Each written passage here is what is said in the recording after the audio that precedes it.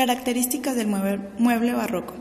El barroco, los accesorios son los elementos dominantes: esculturas, alfombras, tapices, cojines, faroles, cuadros, cajas de madera y pequeños cofres. Los adornos. La era del mueble barroco introdujo los adornos elaborados al diseño de los muebles. Este periodo se caracteriza frecuentemente por las columnas con forma torzada de gran tamaño y los moldes sublimes. De acuerdo a Dion Design, los detalles ornamentales se relacionan con la pieza completa y influyen por el trabajo y no sobre el papel. Dijo: personajes simbólicos, querubines, patrones sofisticados son característicos de muchas sillas y sillones de la época barroca. Los diseños lineales fueron reemplazando por las curvas y los trabajos en madera durante la época barroca. Muchas piezas barrocas incorporaron estilos curvos como el camelback y bordes redondeados en las sillas y sillones. La introducción de las curvaturas en los muebles barrocos hace que sean más cómodos, románticos en general.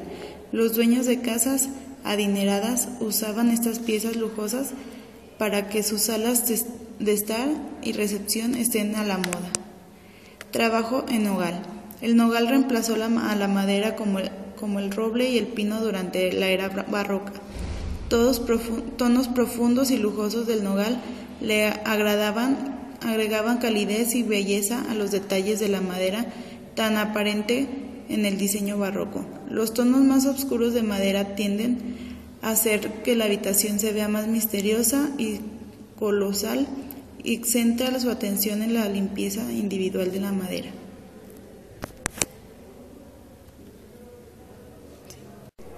Varas y revestimientos. Las artesanías únicas se incorporaron en los muebles barrocos. Las sillas de este periodo incluían varas y revestimientos en el diseño de su estructura. Dion Design afirma que el estilo barroco inglés cambió la decoración de la superficie del tallado por los tratamientos aplicados como el enchapado, los revestimientos, bordes como espinas y elementos de marquetería. En Holanda, a partir de 1625, los sólidos muebles de roble comenzaron a ser sustituidos por exóticos muebles laqueados que los traficantes holandeses extraían de las Indias. Otros muebles fueron los decorados con ébano y carey. En Francia, la entrada de mobiliario barroco se sitúa en la llegada de Luis XIV en 1660.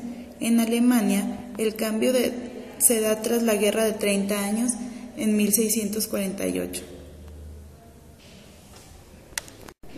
Existía ya coleccionismo de muebles, lo que promovía el intercambio y movilidad de estos objetos. Una de las zonas de donde más mobiliario se exportaba era de la India. Los artesanos habían adoptado sus estilos a modos europeos, no consiguiendo así adaptar totalmente las exigencias europeas. Uno de los inventos de origen indio fue el uso de asientos respaldos de junco, más ligeros, flexibles, duraderos y baratos que los usaban en Europa. Un caso muy particular del barroco era la existencia de muebles colocados sobre una base y que no tenían normalmente uso más que la propia exhibición del mueble. Aparecen los muebles dedicados a exhibir colecciones. Otro mueble particular del barroco era el espejo de grandes proporciones que usaba de manera arquitectónica y que estaba habitualmente acompañado por una consola con tablero de mármol que se colocaba debajo de dicho espejo y que servía para alojar elementos decorativos.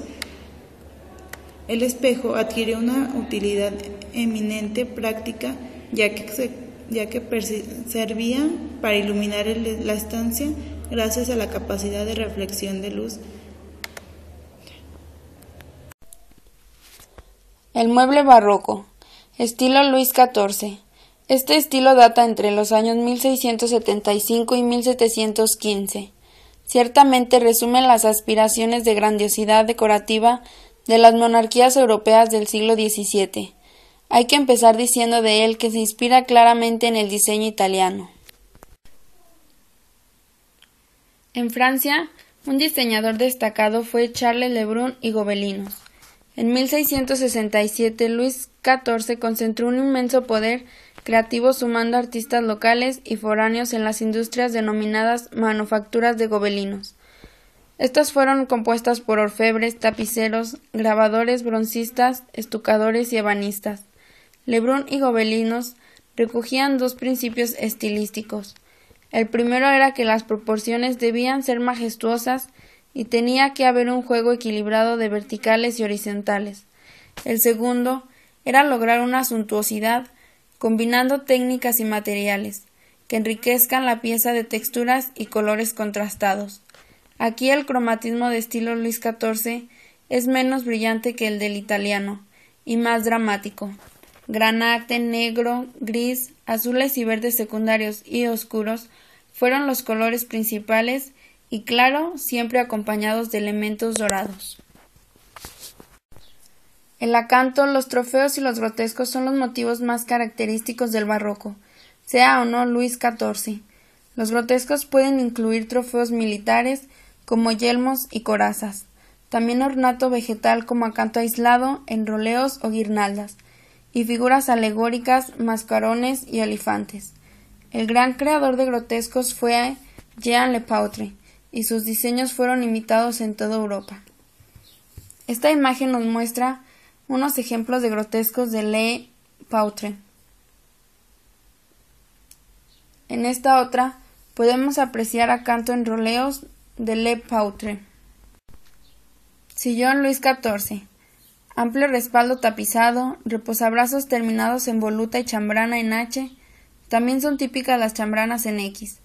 El sillón es de grandes proporciones, más alto que la cabeza que en él reposa.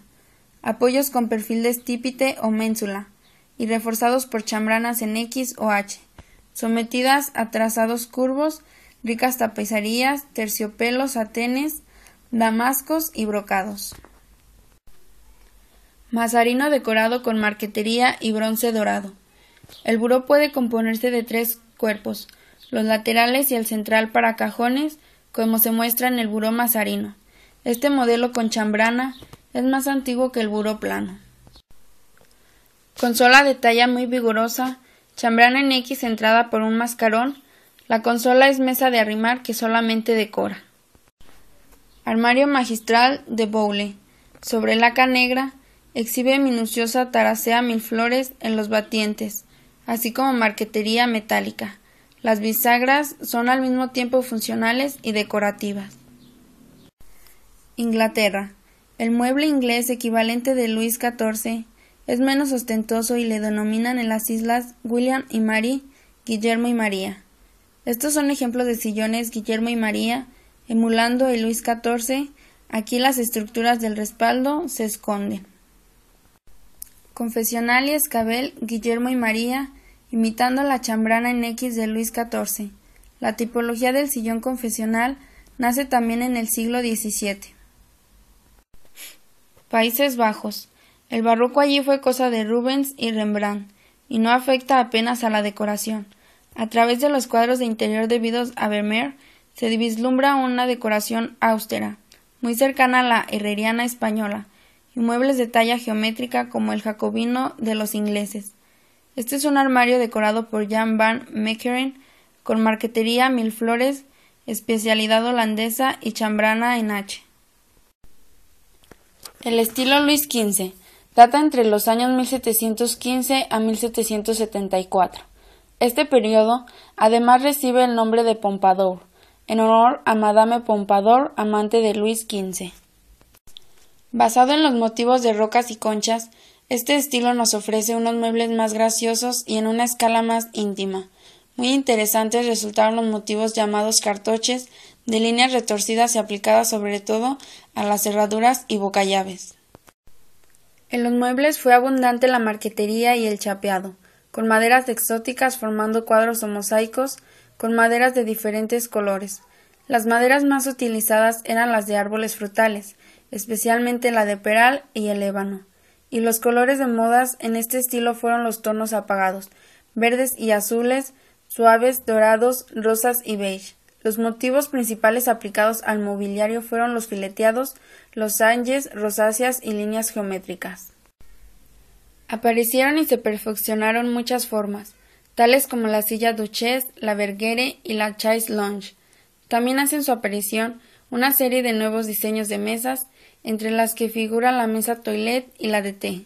Los bronces y cobres alcanzaron gran uso en cerraduras, patas y aristas. En asientos, los respaldos repiten la forma aguitarrada de los paneles parietales y las patas se curvan como las de una cabra. Se llamaban pata cabriolet. Las butacas eran acolchadas y las tumbonas confortables. Los muebles de arrimar y guardar exhibían panzas abombadas y la consola disminuyó de tamaño. Los muebles más característicos de este estilo son la silla. Es de asiento trapezoidal y respaldo en forma de violín llamado de reina, cuando es recto, y en cabriolet cuando está inclinado. Las patas en forma de S o como pata de ciervo. El sillón. Se corresponde con las sillas y tienen los apoyabrazos adornados con mangas y los tipos más comunes son, en cabriolet, de respaldo cóncavo, aviolinado y ligero. El bergère, más suntuoso que el anterior, con orejas tapizadas y de mayor profundidad. El asiento es bajo con un cojín grueso de plumas. El marquesa. Era ancho para 2 personas y de respaldo bajo, también llamado unisofá. El de cabinet, de asiento semicircular y saliente con una pata en la parte más exterior del frente. El respaldo es bajo y redondeado, comúnmente cuero o rejilla. Canapé, casi rectangular y con el copete levemente elevado en el centro, denominado también achapeau. El sofá, es de 3 plazas con orejas rellenas y de respaldo contorneado. El chaise lounge es una suerte de bergère, pero más largo y se pone de moda para esa época. Puede tener o no 2 respaldos. El taburete tiene el aro decorado y montado en patas de ciervo. La cómoda. Su madera está barnizada o esmaltada y con marquetería. Se adorna con piezas de bronce doradas y cinceladas, y el tablero es de mármol. La chiffoniere. Se fabrica abundantemente decorada o pintada en base a temas chinos, o bien marquetería. Es un mueble más alto que ancho derivado de la cómoda y algunas veces con cajones que se abren hacia un costado. La mesa. Se vuelve ligera y manipulable y carece de travesaños. En general, son de tamaño pequeño con patas de ciervo y canteras de bronce dorado y los aros muy elaborados a lo rocaillé. Nacen y abundan muchos tipos de mesas auxiliares. Este es un ejemplo de la mesa de juego con tablero móvil. La camarera, que es triangular, redonda o cuadrada. Mesa escritorio. Tiene un tablero que cubre un pequeño cajón. El costurero, que tiene un cajón y un estante como travesaño. Y la mesita de noche, muy pequeña con 1 o 2 cajones y patas de ciervo. La consola, puede ser de madera dorada o natural y con 2 patas muy trabajadas a la rocaillé, que soportan un tablero de mármol. Es común que se coloquen debajo de un gran espejo. Las camas. Adquieren formas diferentes entre las que se pueden distinguir la duquesa, con dosel del que bajan grandes cortinas. La de ángel, con dosel y muy frecuentemente con techo. La polaca, con una cúpula que recoge con abrazaderas 4 cortinas.